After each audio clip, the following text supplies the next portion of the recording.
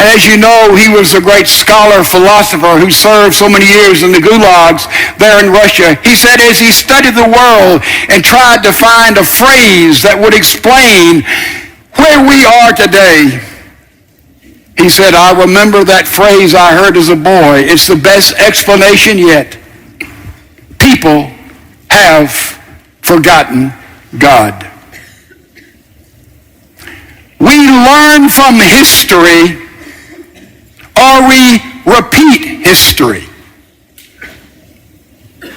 We've heard that before. Do we really comprehend it? If I touch a hot stove, I am burned. Do I learn from that, or do I go back and touch that hot stove again? As we look at history today, we're going to look at a slice of biblical history and see a broken Jerusalem. And we're going to look at a slice of current history and see a broken Washington. Look at this biblical history covering a brief 57 years, a broken Jerusalem, and we begin with the end of the life of Solomon. And these words are written in 1 Kings 11, verse 9. Now the Lord was angry with Solomon because his heart was turned away from the Lord. Nobody ever had a more auspicious beginning than Solomon. He had everything. His dad was David, left him a kingdom, gave him a man who discipled him in the ways of God. As a young man, God presented himself to Solomon in a vision and said, whatever you want, here's a blank check. And Solomon asked for wisdom, and God gave it to him. I can make a case that Solomon was the most gifted, naturally gifted man who's ever walked this earth. He was an architect. He was a poet. He was a writer. He was a builder. He was a statesman. He was a visionary. He was a horticulturist. You name it, and Solomon achieved in so many of the areas of life. But Solomon, at the end of his life, had broken every provision of the covenant every king of Israel made with Almighty God, listed in Deuteronomy chapter 17. There were 4 things that a king could not do. Number 1, he could not have numerous horses. What did that mean? That meant he could not be someone who sought personal wealth. It was demonstrated in horses. It was demonstrated in power. And Solomon had numerous horses. I have been to Israel, and I have been in the ruins of the stables of Solomon, a wealthy man who collected horses from around the world. He broke the first provision of the covenant. Secondly, he should not be a man who had much gold and silver, and we see that Solomon ended up by measuring current standards of being the wealthiest man who has ever lived. He accumulated for Israel and particularly for himself gold and silver. Now somebody say, time out. Time out. Don't you know Solomon built the temple of the Lord? Yes, he did. But before he built the temple to God, he built a palace for himself that was twice the size of the temple and spent 5 times more on his personal palace than he did on the house of God. So he broke the second provision. He became a man of wealth. And he broke the third provision. And then that he married many, many wives. The Bible said he had 700 wives and 300 concubines. So he threw himself in a hedonistic, sensual lifestyle, enjoying the pleasures of the flesh, the lust of the eye, the lust of the flesh, and the pride of life. And finally, he broke the 4th provision of his covenant with God, in that he became an idolater. At the end of his life, he had pushed the God of Abraham, Isaac, and Jacob way out on the periphery, way out there somewhere. And he worshiped and all the pagan idols that all of his wives, his foreign wives, had brought in. They had a shrine on the mountain, a shrine on the hill. They had a pagan temple here. They offered sacrifice. They burned incense here. And Solomon sold himself out to idolatry. That is the reason you read his autobiography, Ecclesiastes. He says 84 different times, vanity, vanity, vanity, all is vanity, vanity, vanity. His life ended up being useless and meaningless as far as he was concerned. So we see a man who contributed to broken Jerusalem by his own lifestyle. By the way, does it surprise anybody he became an idolater? I see that happen all the time. People start off strong with a God. Oh, they get horses. Not horses, but they become successful. And as they become successful, they make money. And with money there comes power. With power there comes a life of hedonistic pleasure. And then finally, because they have moved along the path of power and money and now pleasure, they moved away from the principles of God so many, many, many times, and they have to worship other things and worship other idols because that is prohibitive to the Lord God Almighty. So we see a broken Jerusalem in Solomon's day. But you say, wait a minute, he had a son. And always with a change of leadership, when the Bible says the people did evil in the sight of the Lord because Solomon did evil in the sight of the Lord. Maybe with his son Rehoboam there would be a change. Look at Rehoboam there in chapter 12. At his inauguration, when he was installed as king, look what happened. 1 Kings 12, verse 4. Your father made our yoke, that's Solomon. They're speaking, the people are speaking to Rehoboam, hard. Now therefore lighten the hard service of your father and his heavy yoke, which he put on us, and we will serve you. The people are saying, we will serve you as our leader if you will take the taxes and all the burden of work and labor that your father put on us to build this empire for himself. If you will lighten that up, we will serve you. But Rehoboam did not listen to the people. And then we see the next thing that happened. Verse 13, the king, Rehoboam, answered the people harshly, for he forsook the advice of the elders which they had given him. In other words, he exercised poor discernment. The elders told him to lighten up the taxes, the burden, to back up on the big government that they had. Let the people have a voice. But he listened to the advice of the young men who surrounded him, his peers and his contemporaries, and therefore we see what happened in broken Jerusalem. That Rehoboam exercised poor discernment. And look at the next thing that he did, verse 14. And Rehoboam spake to them, this is the people, according to the advice of the young men, saying, my father, this was Solomon, made your yoke heavy, but I will add to your yoke. My father disciplined you with whips, but I will discipline you with scorpions. And then we see that Rehoboam governed through fear and bribery. My thesis is we see a parallel today as we look at broken Washington, as we have just looked at broken Jerusalem. In broken Washington today, I believe Washington is not listening to the people. In a recent Gallup poll, we read that 91% of people in America believe in God. Yet we have a secular government which is proper. Our government was set up to be secular, but the secular government is trying to secularize our society.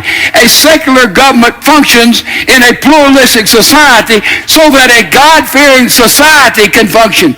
But when a secular government tries to make the society secular, God out of schools, God out of business, God out of athletics, God out of everything, then they're trying to create a secular society from a minority of people because the overwhelming number of Americans believe in God. Washington, the legislative and the judiciary branches are not listening to the people, just like in Rehoboam's day.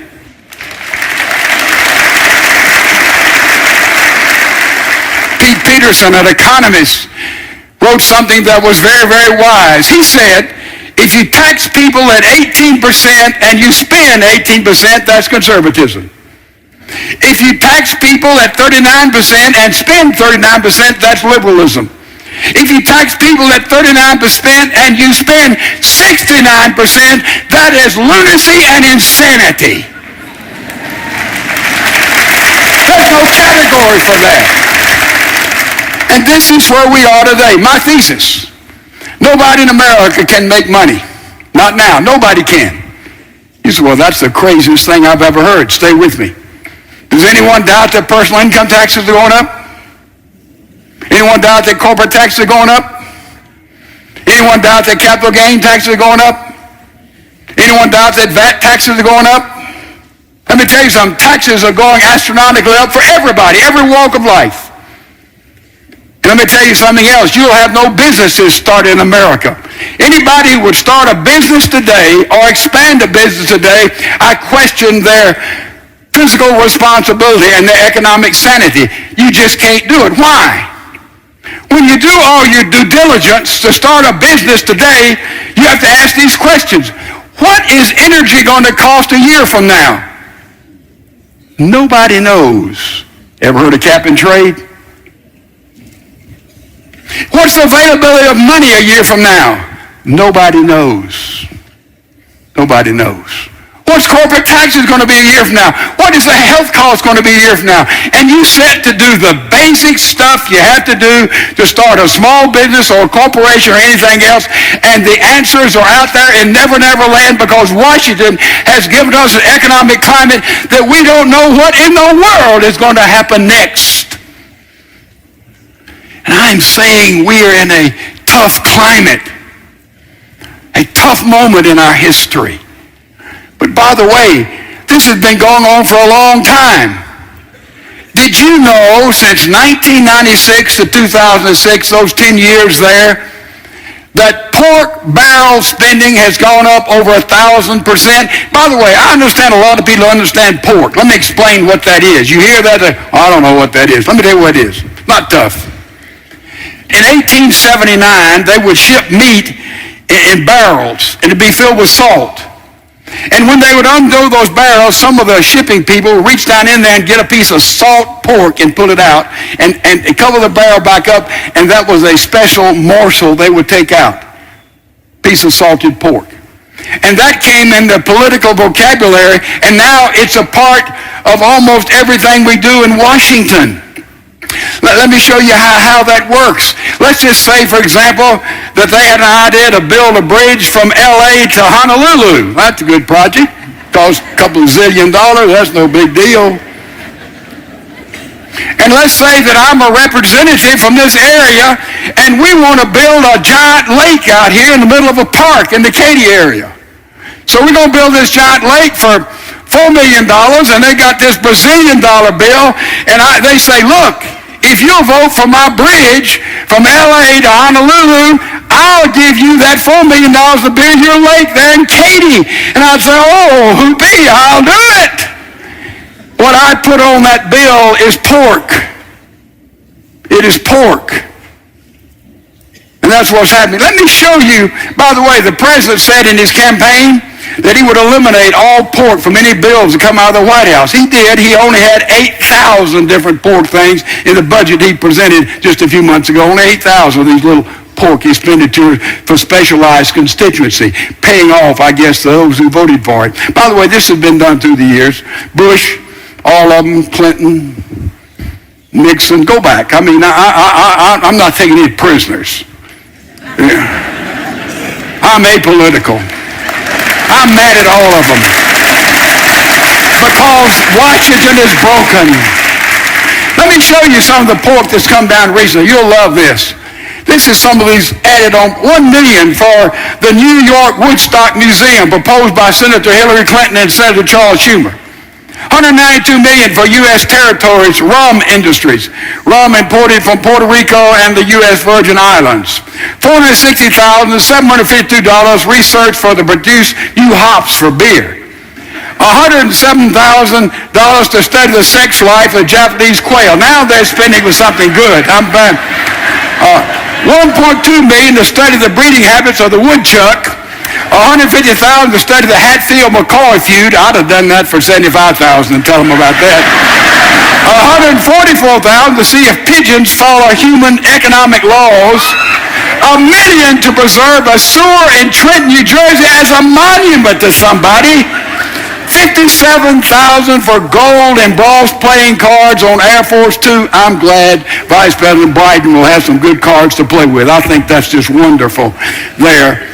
The Cato Institute uncovered an earmark to Plum Creek Timber Company, $500 million. For long, we'll be talking about a lot of money, won't we? And noted that the company spent $2 million in lobbying and campaign contribution to secure the taxpayers' handout of $500 million. I'll spend $2 to get $500, won't you? Do you see where we are? You say, well, you're being a politician. No, I'm talking about an insidious, deadly, moral climate that's infected Washington, D.C. Washington is broken. Now, let's talk about some answers. Let's talk about some answers.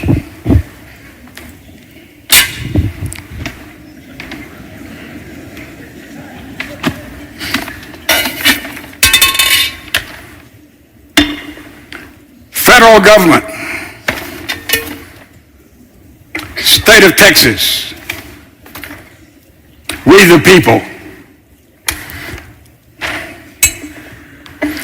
Listen carefully. Listen carefully. You have to know the difference between what happened in the French Revolution, follow me, and the American Revolution. In the French Revolution, the philosopher Rousseau, Robespierre was the one who did all the dirty work and headed up all the beheading. The French, in their revolution, had the idea that everybody, every human being was born innocent and pure. It is the society of the culture that has corrupted us. That was their philosophy of human life.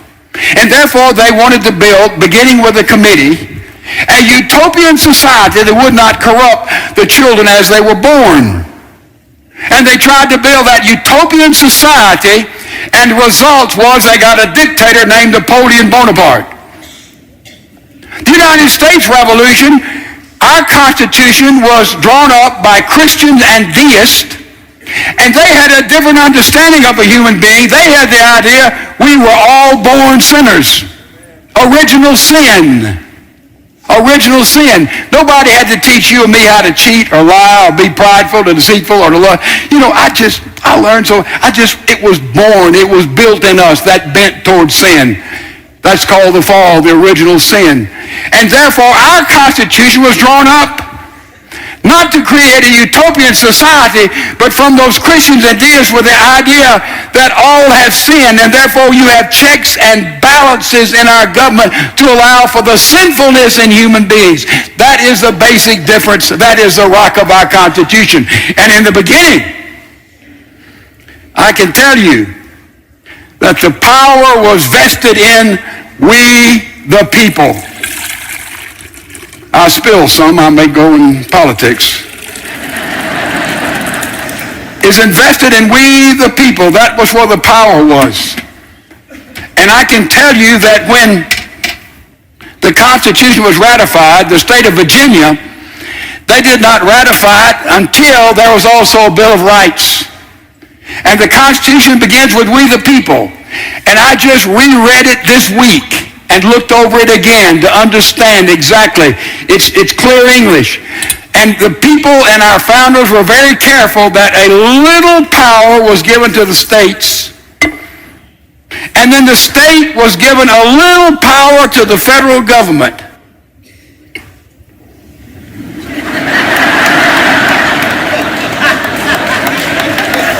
Okay? Now, that's the way way the documents are written. Make no mistake about it.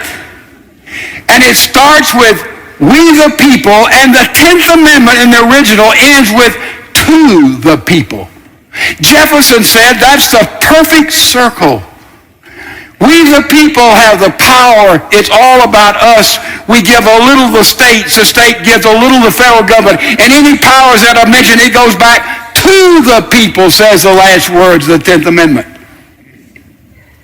And this is how we ought to function. What has happened in our day, and we're all guilty, Democrats and Republicans, bigger and bigger and more and more and more expensive and more expensive. And now the power is basically vested in the federal government, and they want to control and rule and operate and dominate everything in our society. And now they want to take over our health part, which is what, 1/6 or 1/5 of our economy. I guess they do on the basis of the good job they've done with the post office. That's all I can figure out. So this is where we are today.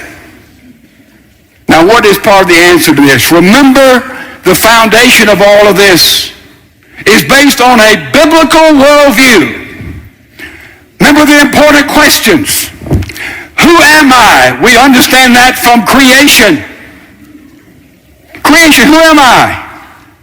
Who are you? I am made in the image of God. That's a human being. That's the dignity of man. I am made, according to the psalmist, by divine prescription. You were made by divine prescription, by God, when your mother and daddy came together in love, and they were co-creators with God in making you and making you.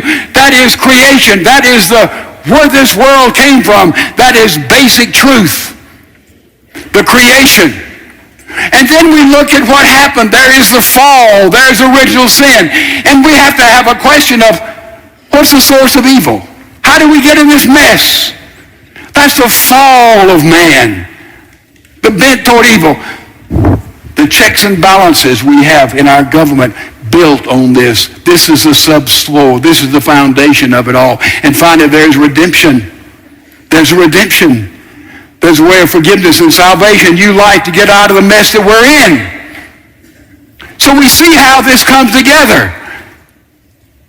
And understand something.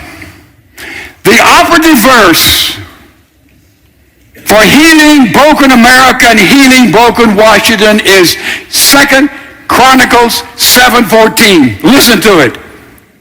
If my people, we the people, beginning of the Constitution, to the people in the 10th Amendment of the Constitution.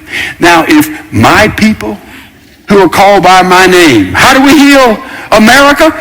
That's all of us. We're called by the name of the Lord. We say we're in God's camp. We're in church.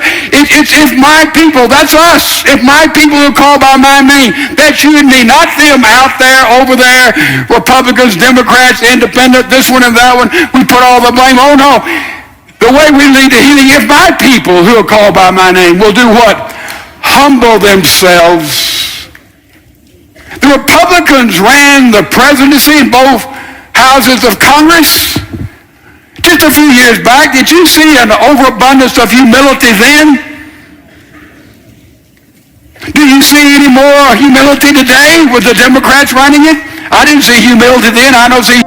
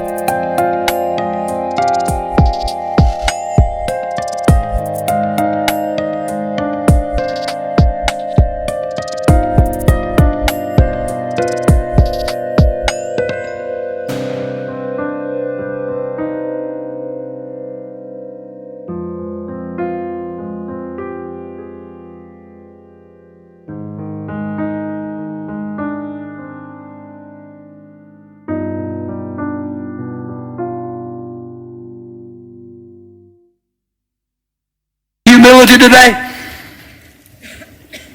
We're talking about healing.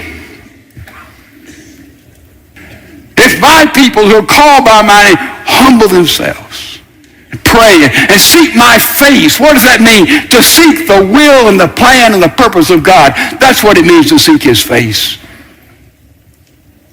Humble, pray, seek his face, and turn from your wicked ways. That's all of us, ladies and gentlemen. That's not them or us or somebody or someone. That's all of us who name will turn from their wicked ways. What does God promise? I will hear from heaven. I'll forgive your sin. And I'll heal your land. I'll heal your land. Ladies and gentlemen, that is the only path to the healing of America.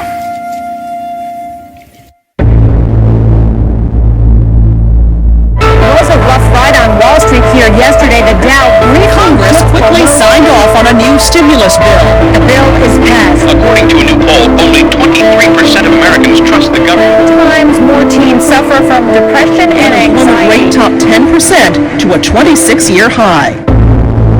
America is in crisis. This is the critical hour in our nation's history. In the series Healing Broken America, Dr. Young uncovers the problems that face our nation and shows us where the healing of America must begin. Call toll-free now, 1-800-494-9255, or visit us online at winningwalk.org to receive this important series for your gift of any amount. If my people who are called by my name will humble themselves and pray, I will hear from heaven and I will heal their land. I want to extend to you a personal invitation to become a Winning Walk pace setter. So what is a pace setter? Pace setters are faithful men and women who commit to regularly support the Winning Walk each month through